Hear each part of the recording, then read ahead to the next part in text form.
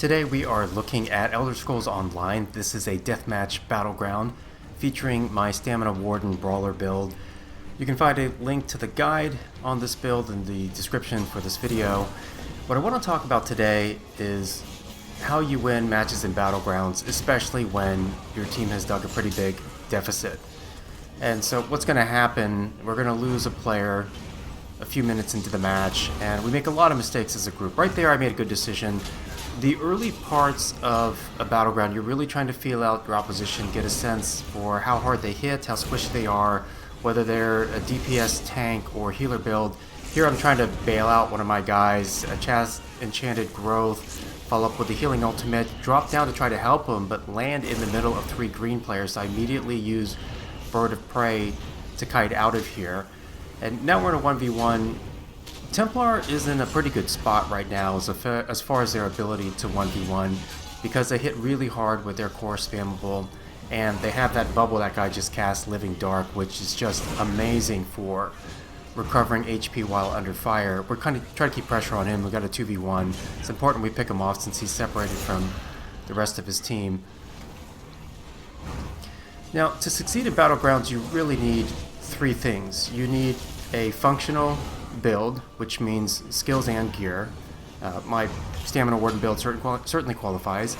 You need good awareness of what is going on around you and making good decisions. And then the third thing that you need is reasonably good aim. Now, this is not a first-person shooter. There's no headshot mechanic, and so even if you've got middling aim like I do, you can still definitely be effective in Battlegrounds. And that's what I really appreciate about Elder Scrolls Online. It very much, to me, is a good blend of thinking as well as action combat.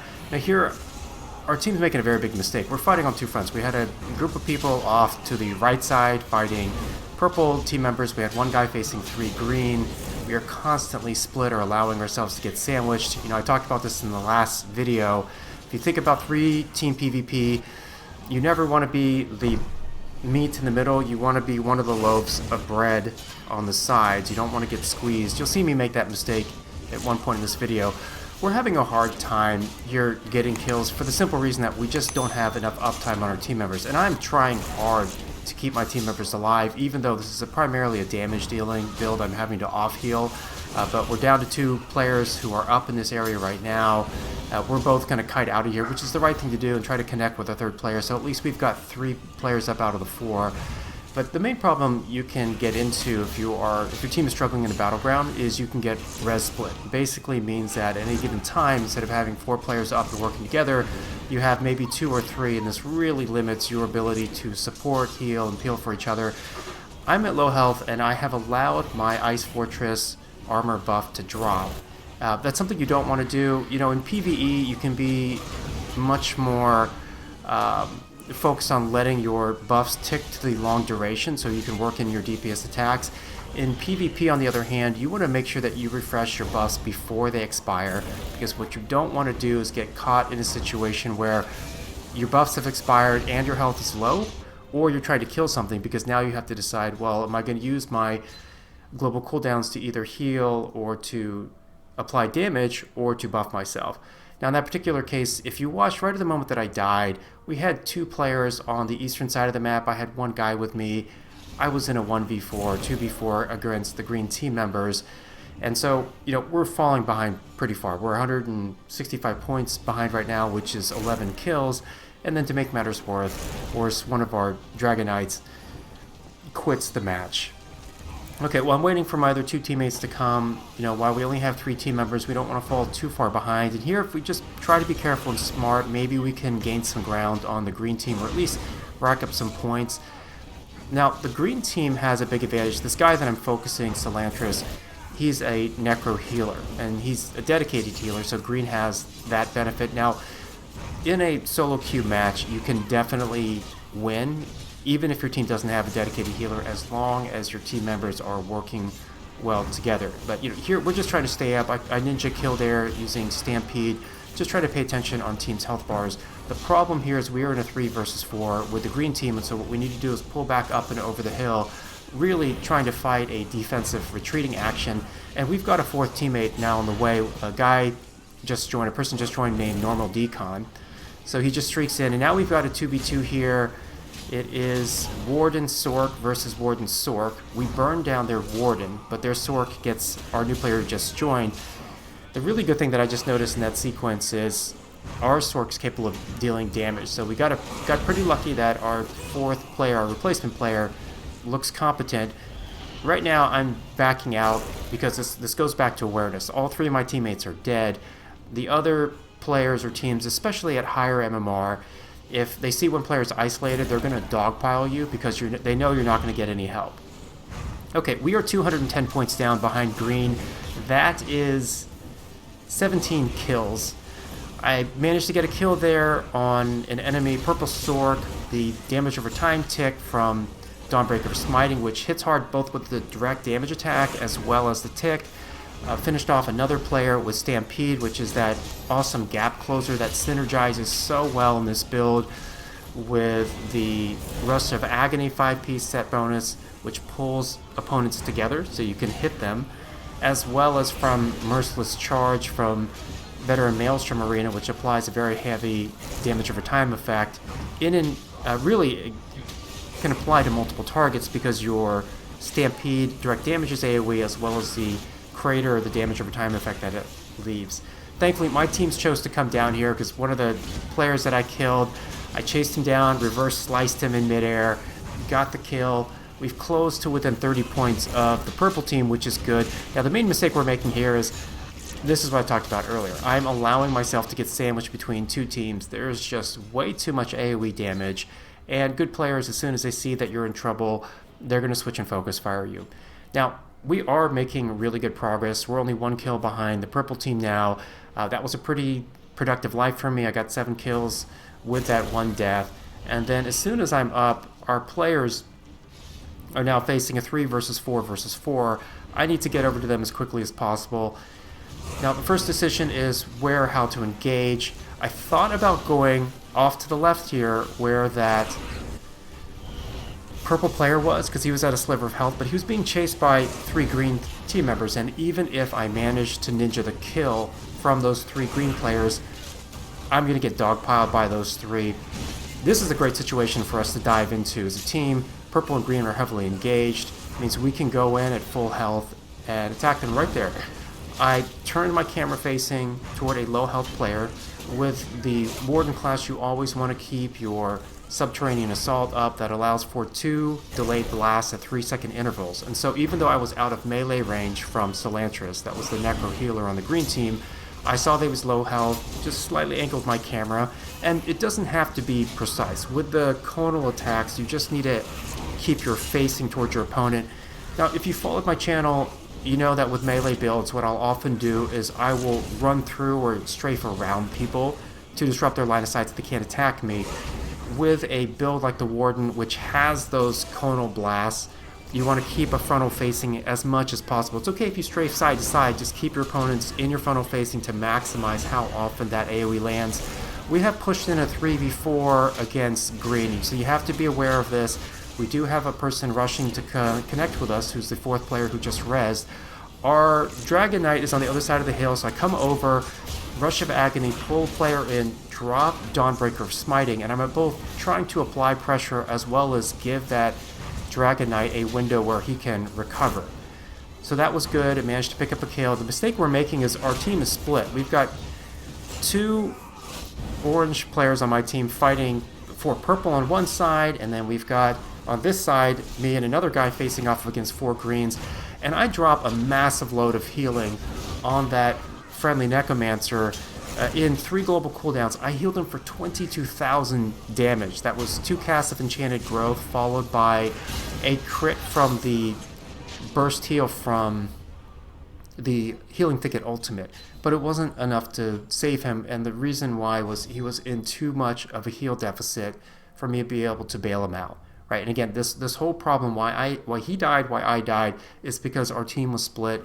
We really should be staying together and working against the same set of targets. It makes no sense to split up into 2v4s, and we were literally 20 meters between our 2v2 groups. Now, upon a rezzing, it's really important. You want to burn resources to connect with your teammates, get back into the fight, right? If you don't do this, you risk getting red split on a continual basis, where because you don't have 4 up together, you're going to lose team members. I did a nice job there dropping a Dawnbreaker to apply some CC and got a kill out of it with a follow-up Subterranean Assault. But you really, it's about a numbers games in PvP.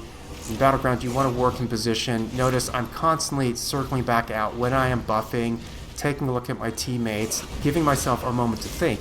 And this goes into a really good principle that was created in the military. It's called the OODA loop, right? It's observe, orient, decide, act.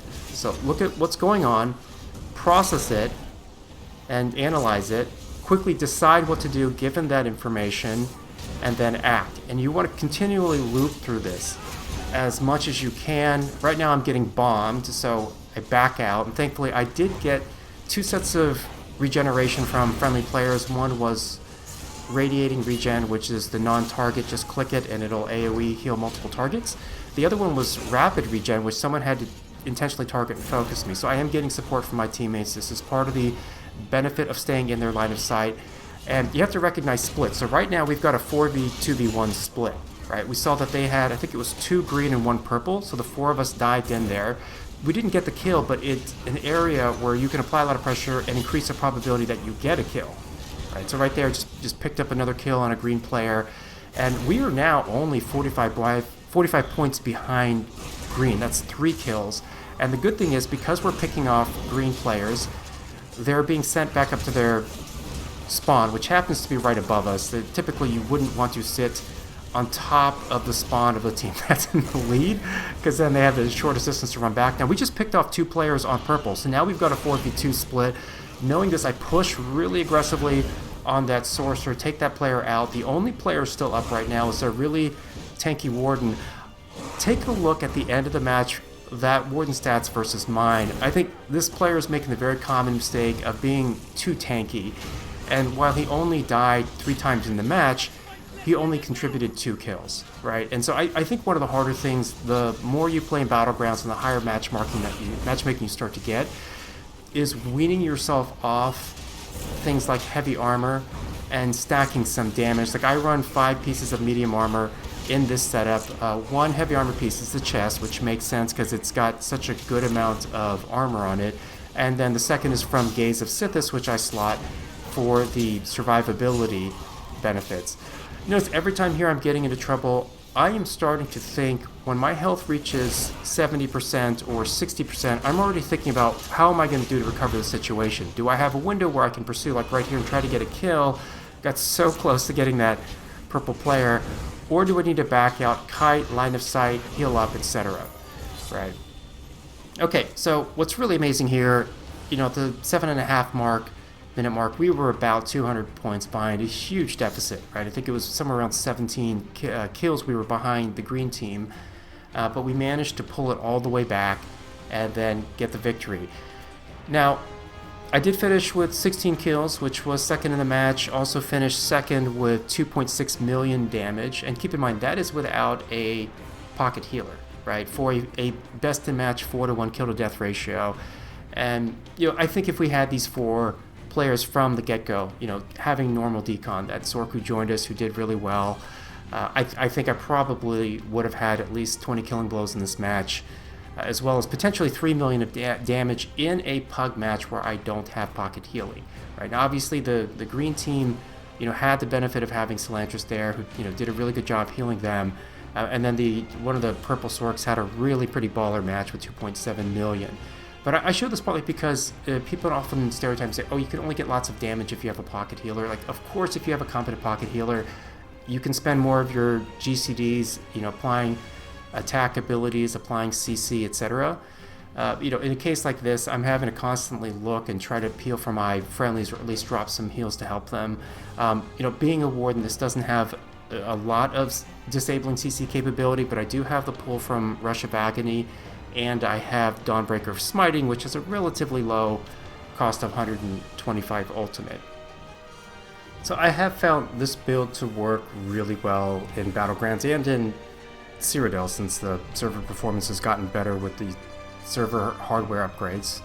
I guess it shouldn't be a surprise if you upgrade your 10-year-old hardware that the servers are going to do better. It's definitely made Cyrodiil much better in terms of lag and performance. I do highly recommend, if you're trying to get better at PvP, to practice in Battlegrounds first. It is a controlled context of the same number of players across teams, and there is some hidden MMR, so you will get matched with people in general who are closer to your ability level.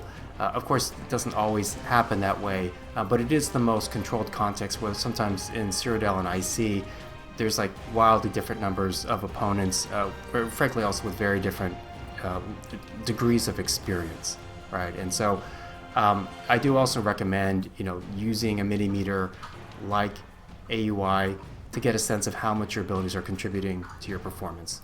I hope you guys enjoyed it. I will be publishing some more videos on Elder Scrolls Online, so let me know if you've got questions about the Stamina Warden build or about how to succeed in Battlegrounds, and I'll see you guys in the next one. Take care.